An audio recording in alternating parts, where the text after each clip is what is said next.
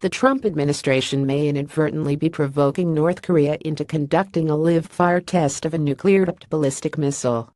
While it is clear that North Korea has both ballistic missile technology and a working hydrogen bomb, the U.S. State Department recently suggested in a tweet that Pyongyang does not have such capabilities. While many prominent international relations experts and former U.S. government officials immediately derided the State Department's tweet, similar statements in previous decades prompted China to conduct a risky Lviv nuclear missile test on October 27, 1966. Pyongyang, feeling the pressure to prove its capabilities, might do the same. DPRK will not obtain a nuclear capability. Whether through diplomacy or force is up to the regime at State Dept, U.S. State Department spokeswoman Heather Nauert tweeted on October 1 to much derision. Recommended America can't shoot down a North Korean nuke. Prominent detractors immediately noted that Nauert seems to have missed the fact that North Korea already possesses nuclear capability.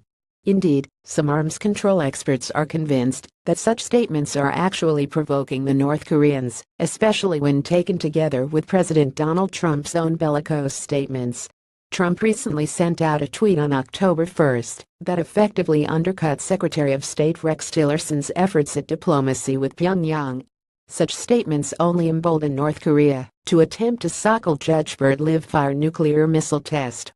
Oh, yes, Jeffrey Lewis, director of the East Asian Nonproliferation Program at the James Martin Center for Nonproliferation Studies at the Middlebury Institute of International Studies at Monterey, told the National Interest.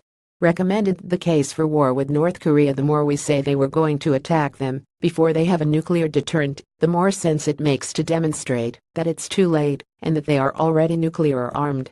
Indeed, in previous weeks, as tensions have ratcheted up, North Korean officials have threatened to conduct such a live-fire nuclear test. It could be the most powerful detonation of a bomb in the Pacific, North Korean Foreign Minister Ri Yong-ho told reporters, according to South Korea's Yonhap news agency on September 21. Recommended China's new stealth fighter has arrived. We have no idea about what actions could be taken as it will be ordered by leader Kim Jong-un. Joshua H. Pollack, editor of the Nonproliferation Review and a senior research associate at the James Martin Center for Nonproliferation Studies, noted however that Pyongyang might not be paying close attention to the State Department. They are, however, paying attention to Trump's own statements and tweets, which often contradict those of his underlings. I don't think they're attuned to state in North Korea. They're watching what Trump says and does, Pollack told the National Interest.